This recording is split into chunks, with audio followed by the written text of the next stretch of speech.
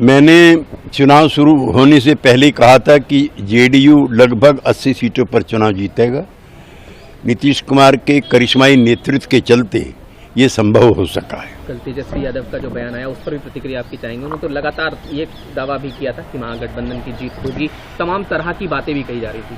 RJD plus कभी कहते हैं कि हम चुनाव में बम्पर जीतेंगे, नतीजे आते देखकर वो कहते हैं कि चुनाव आयोग की गड़बड़ है, ईवीएम की गड़बड़ है, एसआईआर की गड़बड़ है। एसआईआर का क्योंकि आपने जिक्र किया तो हम मणिकम टैगोर हो या उदित राज हो, नहीं, मैं इन लोगों के बयान को और वक्तव्य को ज्यादा तरजीह नहीं देता।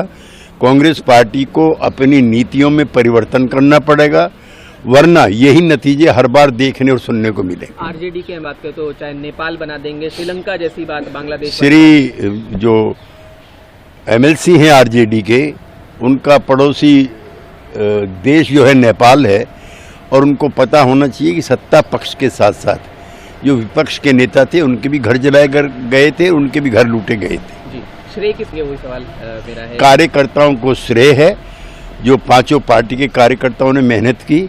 चेहरा नीतीश जी का था जो बहुत आकर्षक और मनमोहक था। इस बात को लेकर भी कई बार पहले तो अगर हम मुख्यमंत्री महागठबंधन की तरफ से बात करें तो नहीं क्लियर हो रहा था, फिर बाद में क्लियर हुआ, और फिर नीतीश जी को लेकर भी तमाम चीजें जो नीतीश जी को नेता जनता ने चुन रखा था।